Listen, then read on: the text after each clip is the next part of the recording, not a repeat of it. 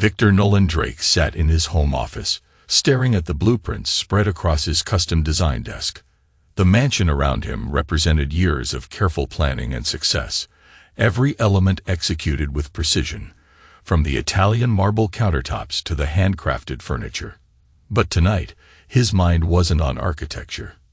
His wife, Isabella Monroe's, laughter drifted up from the kitchen below. A comforting sound mingled with the soft murmur of her phone conversation. That sound made his jaw clench. 7 years of marriage had taught him to read the subtle shifts in her tone.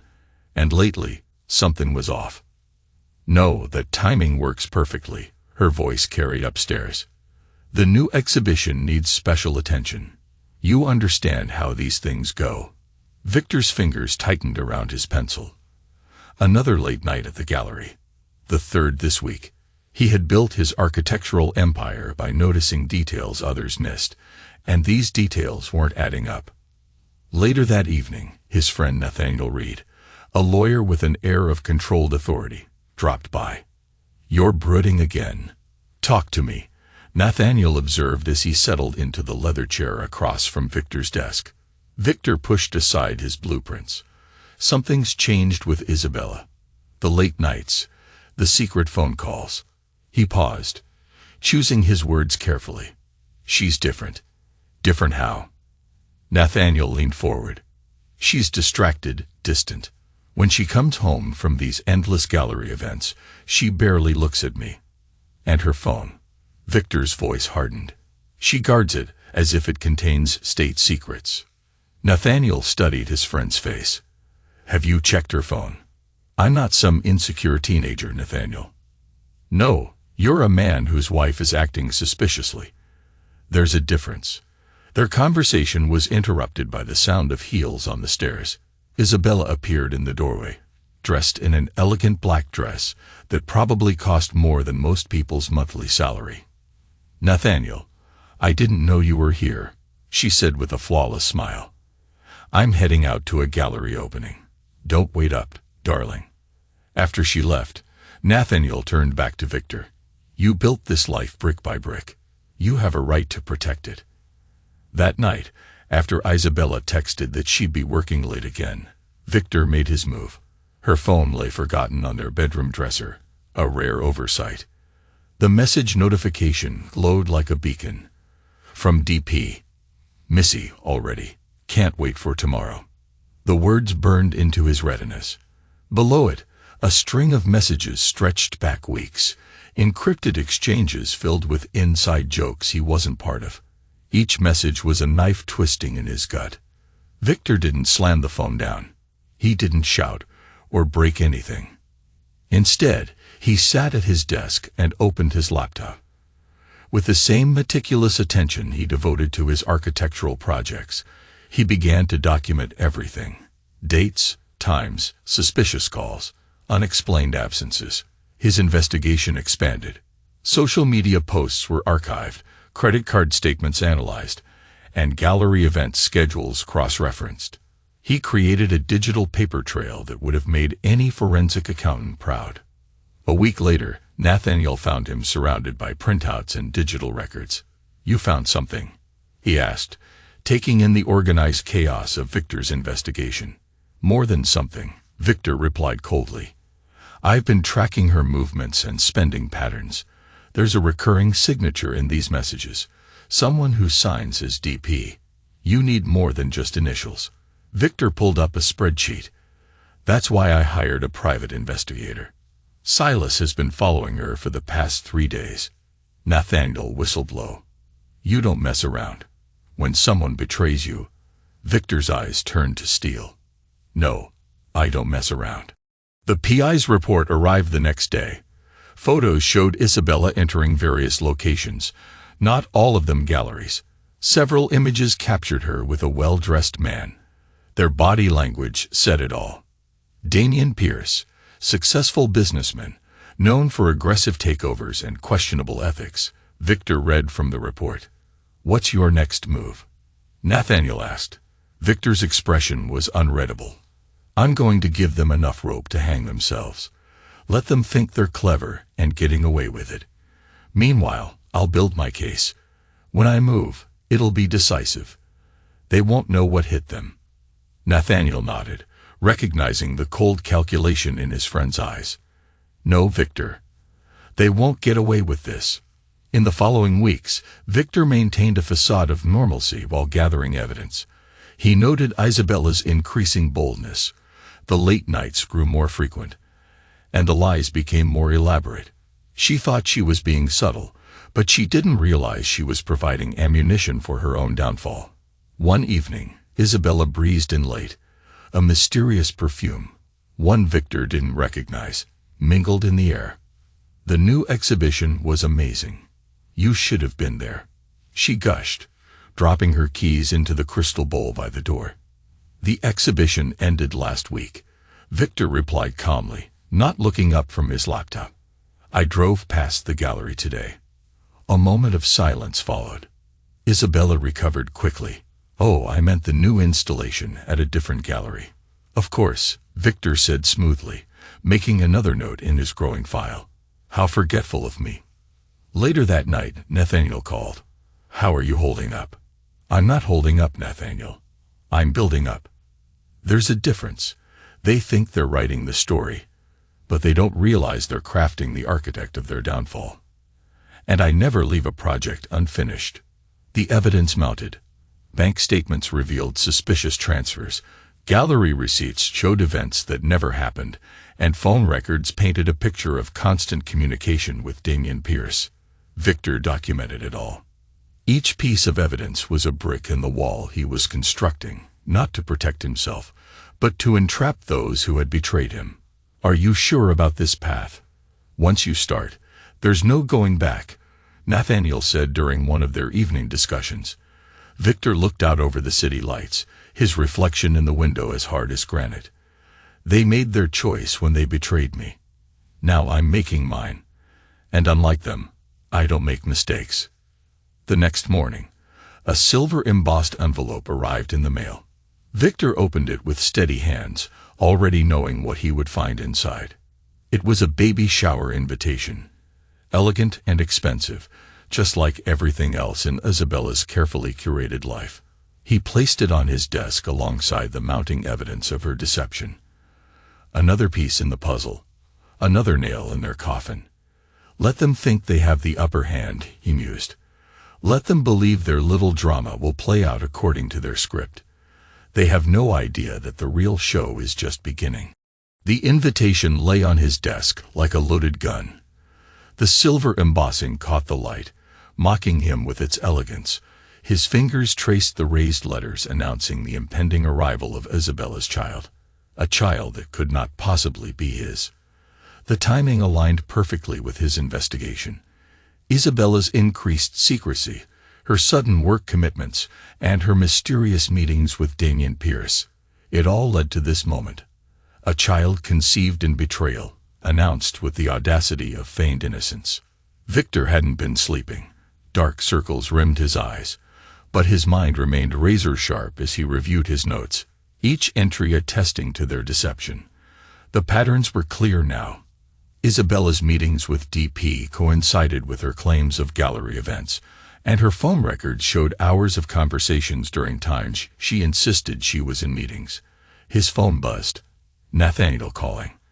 "They're getting bold," Victor said without preamble. The invitation had arrived. At Aurora, Victor's laugh was hollow. "They're not even trying to hide anymore.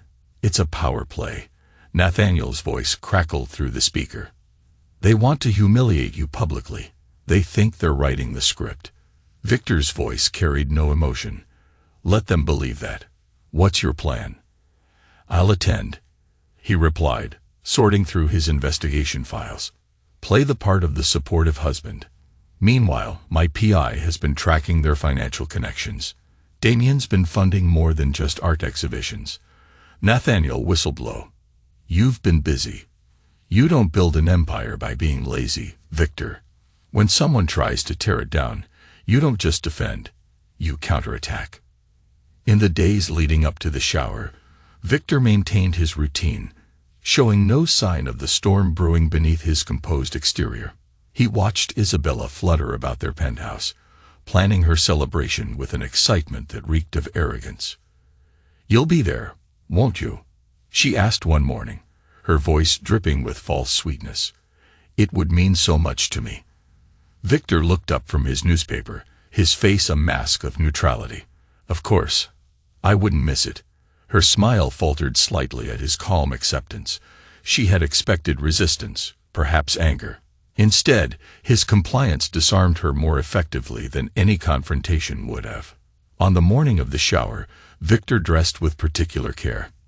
His tailored suit was an armor of sophistication, each crease perfect, each button a statement of control. He arrived at the venue precisely on time, stepping into the restaurant's opulent interior. The scene was a study in calculated insult. Pastels and flowers dominated the space, creating a feminine paradise that left no room for his masculine presence. Isabella held court in the center, radiant in an elegant gown that accentuated her condition. "I wasn't sure you'd come," she remarked. He moved through the crowd with measured steps. "I said I would be here." Damian Pierce materialized at Isabella's side, his hand possessively on her lower back. His smile was sharp and triumphant. "Victor, you're a bit out of place here, aren't you?" he sneered. "Interesting to see you so involved in my wife's celebration." The tension crackled between them. Isabella's smile became fixed, her eyes darting between the two men. "Perhaps you'd be more comfortable elsewhere," she suggested, her voice tight. "The pub across the street might suit you better." Damian laughed sharply. "Yes. Why don't you try that? After all, I'm the father here. You're just extra decoration." The room held its breath as guests pretended to be absorbed in their conversations, but every eye was fixed on the unfolding drama. Victor's smile was terrifying in its calmness. "You might be right," he said, his eyes meeting Isabella's, and then Damian's. "I'll leave you to your celebration." With dignified, measured steps, he turned and walked out. Behind him, the murmur of resumed conversation and nervous laughter filled the air. Let them think they've won this round. Let them bask in their moment of triumph, he thought. They have no idea that across the street, in the grimy interior of the Rusty Beacon, another player is about to enter the game. At the Rusty Beacon, Catherine Langford sat at a corner booth, dressed in a designer suit that contrasted sharply with the worn leather seating. Her presence commanded attention despite her attempt to blend in. She looked up as Victor approached, her eyes sharp with intelligence and barely contained fury. "Mr. Drake," she greeted, gesturing to the seat across from her. "Right on time." Victor sat down. "I trust Silas' report was illuminating?" Catherine asked, tapping her tablet with manicured nails. "That's one way to put it. Your PI, Silas, has compiled a damning dossier on Damian and Isabella's affair. Bank records, surveillance photos, text messages, a digital trail of betrayal that leads straight to an elegant baby shower across the street. Damian has been sloppy," she continued, her voice hard, "using company funds to finance his affair. The board won't be pleased." "And Isabella's gallery?" Victor prompted. "Art sales artificially inflated, suspicious authentications." Catherine's smile was razor sharp. "Your wife's reputation in the art world is built on sand, Mr. Drake." Their conversation was interrupted by the arrival of Nathaniel, who slipped into the booth beside Victor with a leather briefcase. "The papers are ready." "Everything is in order for when we move," he announced. Catherine leaned forward. "How do you want to play this?" "Patience," Victor replied, his voice calm but carrying an undercurrent of steel. "Let them enjoy their moment. The higher they climb, the harder they'll fall." The bar's doors swung open, letting in a burst of afternoon light. In the doorway, Damian and Isabella stood frozen, their expressions shifting from triumph to shock as they spotted the gathering. Catherine's voice cut through the silence. "What a delightful surprise. Come to celebrate." Damian's face reddened. "Catherine, what are you doing in this establishment?" he demanded, gesturing around the bar. "Just having a fascinating discussion about corporate finance and art authentication. Care to join us?" Isabella's hand went to her throat, clutching her expensive necklace. "Victor, I can explain." "No need," Victor said gently but firmly. "Your actions have spoken enough." The tension in the bar was palpable, and soon other patrons, sensing the brewing storm, began to leave. "You think you can threaten me?" Damien swaggered, though his eyes betrayed his unease. "I own half this city." "Correction," Catherine interjected coolly. "You manage half this city. Ownership is a more complex matter." Nathaniel opened his briefcase and removed a thick folder. "Speaking of ownership, I have some interesting documents regarding recent financial transactions between Coldwell Corp. And certain art galleries." Isabella's face drained of color. "You've been investigating us." "No, my dear," Victor replied evenly, his calm demeanor more frightening than any outburst of anger. "I've been documenting every move. There's a difference. This is harassment." Damien blustered, though his confidence was cracking. Catherine laughed coldly. "Harassment? No, Damien, this is consequences. You can't prove anything." Isabella's voice shook. Victor stood slowly, his height allowing him to look down at both of them. "I don't need to prove anything yet, but when I do..." He let the sentence hang. "We should get back to your shower." Damien grabbed Isabella's arm, pulling her toward the door. "This is ridiculous." As they retreated, Catherine raised her glass in a mock toast. "Enjoy the celebration. It might be your last for a while." After they left, Nathaniel turned to Victor. "That went well." "It's just the beginning," Victor replied, watching through the window as Damien and Isabella hurried back to the venue. "They think they can brush this off as a minor inconvenience. My PI has more. He's tracked their meetings for months, hotel receipts, restaurant bills, gallery donations flowing directly into private accounts." Nathaniel spread the documents across the table. "The money trail is particularly interesting. Damien has been channeling company funds through the gallery's acquisitions, using his resources to finance their affair." Catherine's lips curved in a predatory smile. How thoughtful of them to provide such clear evidence. Victor's phone buzzed with a message from Silas. Subjects returning to the venue, showing signs of agitation, making multiple calls. "They're scrambling." Nathaniel checked his phone. "My sources say Damien's already reaching out to his lawyers." "Let them scramble," Victor said coldly. "Everything's documented, and Silas has backup copies of all the evidence stored securely." Catherine raised an eyebrow. "You thought of everything, didn't you? A strong foundation is essential for what's to come." Victor gathered the documents. Their meeting continued as afternoon faded into evening, with each of them refining their strategy. Catherine's legal expertise, Nathaniel's connections, and Victor's meticulous planning coming together like a perfectly designed structure. Later, Victor received a call from Silas. "Mr. Drake, you might want to see this." A series of photos appeared on Victor's email, showing Isabella entering various high-end shops, with Damien's corporate credit card in hand. The timestamps matched the periods when she claimed to be at gallery events. "Keep tracking them," Victor instructed. "I want to know about anything unusual." That evening, he launched his architectural blog.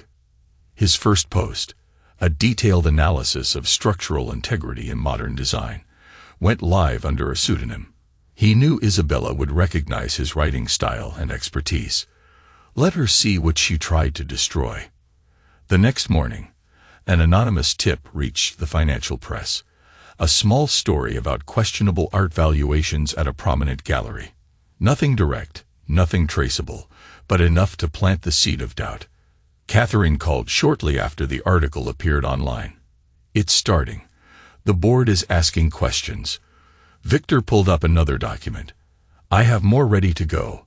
We'll release them gradually. Let the pressure build. Damien will fight back, but the harder he fights, the deeper he'll dig his own grave." The week progressed according to plan. Each day brought new revelations and pressures. Victor watched from his office as Isabella's carefully constructed world began to crack. His phone lit up with a message from her. "We need to talk. Please." He didn't respond. Instead, he forwarded the message to Silas, adding it to the growing documentation of their downfall. Later that evening, Nathaniel dropped by. "Aren't you worried about retaliation? They can't touch me. Everything I'm doing is legal, documented, and protected. They're the ones breaking laws. And Isabella, she made her choice. Now she lives with it." The next phase of his plan unfolded smoothly. Anonymous tips continued to reach journalists. Whispers spread through the art world about questionable authentications. Damien's company stock began to fluctuate as rumors of financial irregularities grew. Catherine provided regular updates on the board's increasing unease. They were starting to distance themselves from him. "You're not just breaking them," Nathaniel observed during one strategy session. "You're dismantling everything they built." "No, I'm exposing what they really built. A house of cards based on lies and betrayal," Victor replied. As the days passed, more anonymous tips reached the media, carefully timed and untraceable. Stories about questionable art deals, inflated valuations, and suspicious financial transactions dominated the headlines. Isabella's gallery clientele began quietly distancing themselves, and major collectors demanded refunds and legal assurances. The destruction Victor had orchestrated was nearing completion. His blog gained traction in architectural circles, each post showcasing his expertise and vision. He knew Isabella would recognize the underlying message. He couldn't be erased or replaced. Eventually, Isabella made one last attempt at personal contact, appearing unannounced at his office. Security footage later showed her being politely but firmly turned away. "You can't ignore me forever," her voice echoed in the lobby. "I'm still your wife." The footage captured her eventual departure. Mascara streaked down her face in a final dramatic display. Nathaniel commented later, "She always did have a flair for drama." "Add it to the file," Victor said flatly. Meanwhile, Damien's attempts at intimidation grew more desperate. Anonymous calls, veiled threats, even an attempted break-in at Victor's office, which security quickly handled. "He's unraveling," Catherine reported during their next meeting. "The board is considering a vote of no confidence." Victor nodded, satisfied, as the regulatory investigation gained momentum, with documents requested dating back 5 years. More leaks reached the media. Stories about questionable art deals, inflated valuations, and suspicious financial transactions. Isabella's gallery clients began pulling out, and her reputation crumbled piece by piece. Catherine proved to be more than just an ally. Her legal expertise, combined with her intimate knowledge of Damien's business practices, made her invaluable. At a chaotic board meeting, she reported that 3 more directors had resigned, and the stocks were in free fall. Victor reviewed the financial reports. "How is Damien taking it?" he asked. "Not well," Catherine replied. "He tried to blame the CFO, but our leaked documentation proves otherwise. Their partnership was purely strategic." Victor and Nathaniel continued meeting regularly, each contributing their expertise. Catherine noted, "The regulatory investigation is expanding. They're looking into overseas accounts, exactly where Damien got sloppy." Using her connections, she arranged for certain information to reach Damien through back channels, a series of seemingly legitimate transactions that would appear to shore up his crumbling finances, but in reality would dig him deeper. "His ego won't let him question it too closely," Nathaniel observed. "And when he takes the bait, then we have him." Victor's voice held no emotion. Complete and final. The pieces were in place. Damien's company teetered on the brink of collapse. Isabella's gallery faced multiple investigations, and their reputations lay in ruins. Victor watched it all unfold from his office, each development meticulously documented. This wasn't just revenge. It was the architecture of their collapse, a perfect design to bring down their carefully constructed world. Then the trap snapped shut. Desperate to salvage his crumbling empire, Damien took the bait of the fake transaction scheme planted through dark web connections. "He's moving the money now," Silas reported via a secure line. Within hours, Federal agents swarmed Damien's corporate headquarters. The arrest made headlines across all major networks. The charges were devastating: money laundering, fraud, embezzlement. Each count meticulously documented. Catherine called minutes after the arrest. "The board has convened an emergency meeting. It's over for him. They're invoking the moral turpitude clause in his contract. He's out effective immediately." Her satisfaction was palpable. The SEC was freezing all company assets pending investigation. Victor turned to his computer and pulled up surveillance feeds. Cameras showed Isabella arriving at the police station, her designer outfit a stark contrast to the harsh fluorescent lighting. She stood at the desk, gesturing frantically. But no charm or connection could save Damien now. Nathaniel arrived at Victor's office, legal documents in hand. "The prosecutors are building their case. With our evidence, he's looking at a minimum of 15 years. And Isabella's gallery." The Art Authentication Board had already launched a full investigation. 3 major pieces were confirmed as forgeries. News coverage was relentless. Each hour brought new revelations and accusations. Damien's business empire crumbled in real time as investors fled and partners distanced themselves. Silas's surveillance captured Isabella's desperate attempts to access their frozen accounts. Each visit met with closed doors, every call unanswered.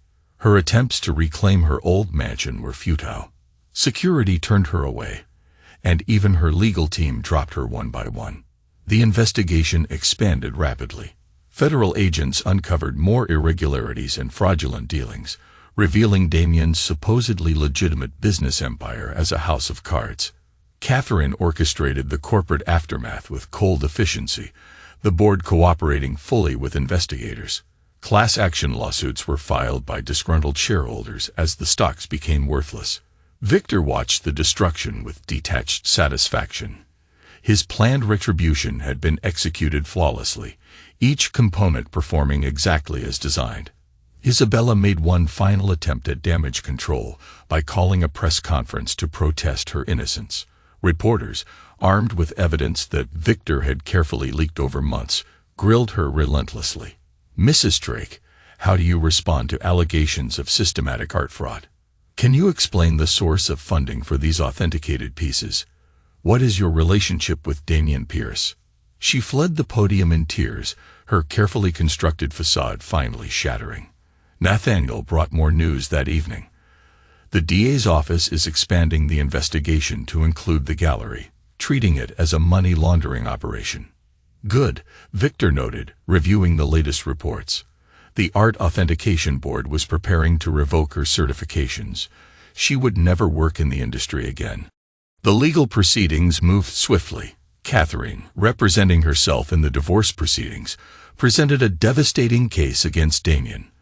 The court found his actions to be gross misconduct, and all assets were frozen pending criminal proceedings.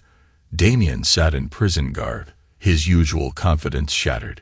His eyes darted between his estranged wife and Isabella's former partner, finding no sympathy in either face. Isabella's legal troubles mounted as the Art Authentication Board uncovered systemic fraud, each discovery adding new charges. Forged artworks dating back 3 years were revealed, and major collectors filed lawsuits. The courtroom became a battleground where Victor's revenge played out in public record. Each hearing brought new revelations, further exposing their deception. Isabella's defense crumbled under the weight of irrefutable evidence, and her lawyer advised her to plead guilty. "No deals," Victor stated coldly. "Let her face trial." The proceedings continued day after day. Testimony about forged artworks, laundered money, and fraudulent transactions piled up. Catherine's divorce case moved in parallel, stripping Damien of everything he had built. Hidden accounts and secret transactions were revealed. The judge announced that all disputed assets would be awarded to Mrs. Langford, vindicating their meticulously gathered evidence. Nathaniel observed, every move they made, every lie they told, it's all here. Financial penalties, legal fees, and civil judgments mounted, stripping away the remnants of their former wealth. Isabella's family, once supportive, eventually abandoned her as her crimes became public. In the end, the betrayal was complete. Damien received a lengthy prison sentence, his crimes too numerous and well documented to avoid punishment.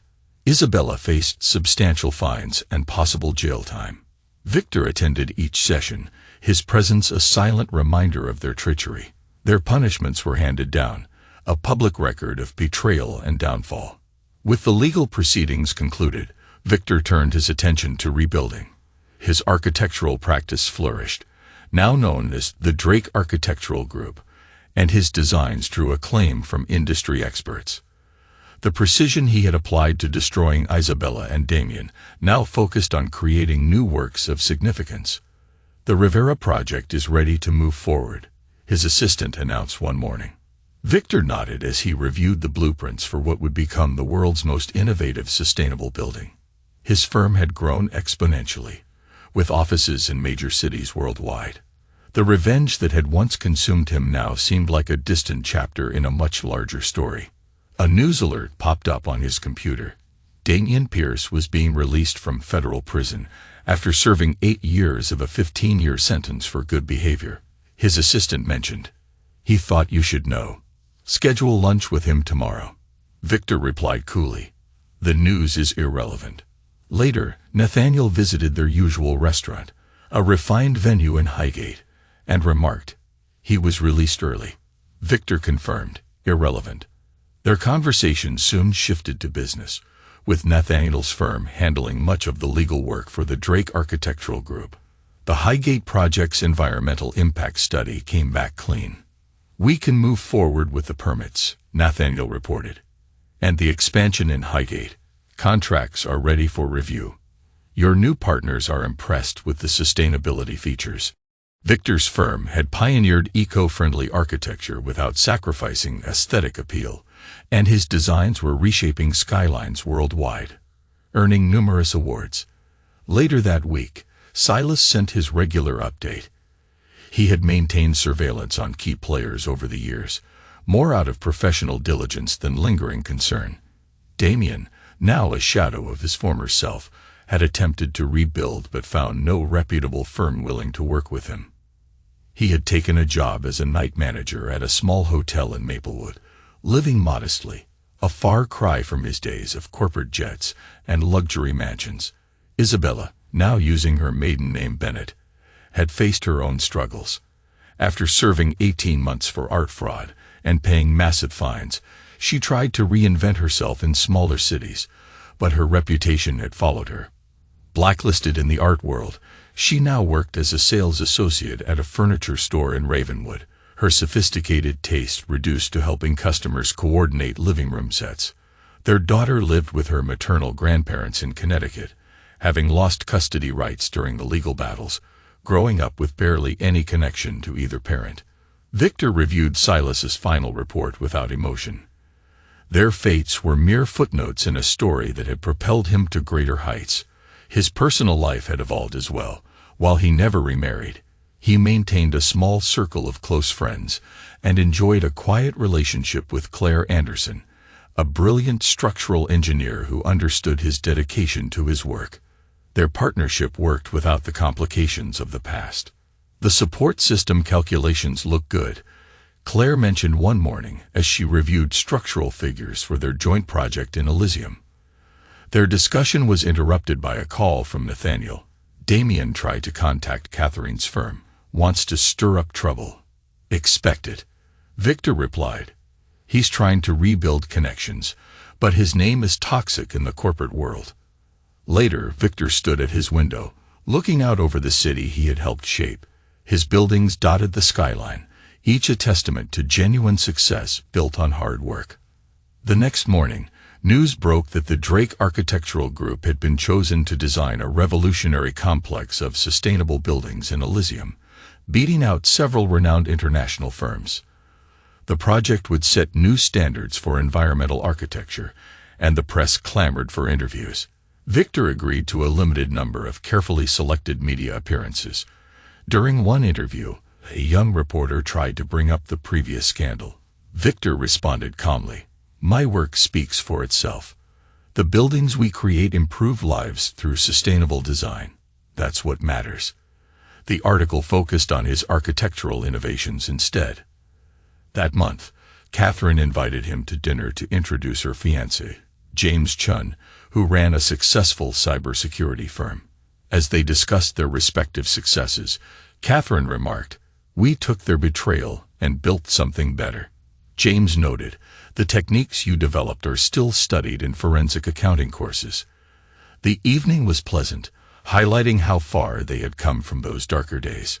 Victor's firm continued to grow, opening new offices in emerging markets. Young architects competed fiercely for positions, knowing that working for the Drake Architectural Group could launch their careers. One morning, while reviewing scholarship applications for his architectural scholarship program, Victor paused at a familiar name. Damien and Isabella's daughter had applied, showing remarkable talent in architectural design. Her essay made no mention of her parents, listing only her grandparents. After careful consideration, Victor approved the scholarship. Talent deserves recognition, regardless of its source, he thought, having long moved past any desire for generational revenge. Her acceptance letter went out based solely on merit. Years of success had taught Victor that the best revenge was not in destroying others, but in building something so magnificent that the past became irrelevant. His buildings would stand for generations, while the scandal that once threatened to define him faded into obscurity. His final triumph came not in their destruction, but in his own renewal, a legacy of innovation and excellence that would outlast them all. During a regular lunch with Nathaniel, he remarked, "Remember when we planned all this? Did you imagine it would turn out like this? Better. We built something permanent," Victor replied. The truth of his words was evident in the skyline. While Damien and Isabella had constructed their lives on deception, Victor had created a legacy of genuine talent that would inspire generations. Claire called during lunch, excited about a breakthrough in their Elysium project. "The environmental impact calculations exceed our best projections. We are not just meeting sustainability standards. We're setting new ones." Their partnership was more rewarding than any previous relationship, challenging each other and sharing a vision of creating meaningful change through their work. Silas's final report arrived later that week. He was retiring, passing his agency to a trusted successor. His last update noted that Damien had been declined for a bank loan to start a small business, and Isabella's attempt to open an art consulting firm had failed miserably. Their daughter had accepted the scholarship, unaware of her parents' downfall. Victor archived the report and turned his attention to the future. His desk held plans for revolutionary projects across 3 continents. The Drake Architectural Group had become synonymous with innovative, sustainable design, with professional journals regularly featuring his work and universities inviting him to speak about the future of architecture. Looking out over the city he had helped shape, Victor felt no need to dwell on the past. The betrayal that had once consumed him had become a footnote in a much larger story, a legacy that would inspire generations. He had transformed personal pain into professional excellence, creating structures that stood as monuments to the power of turning adversity into achievement. Claire joined him at the window, a comforting reminder of how life had improved. The board approved the renewable energy implementation. "We're ready to revolutionize urban architecture again," she reported. Victor nodded, satisfied. The future stretched before them, full of possibilities far outweighing the shadows of the past. He had not just survived betrayal. He had transcended it, building a life and legacy that stood as testimony to the power of genuine creation over destruction. The revenge that had once driven him had served its purpose, clearing the way for something far more significant. In the end, he had built not just buildings, but a future that stood as the ultimate victory over those who had tried to destroy him.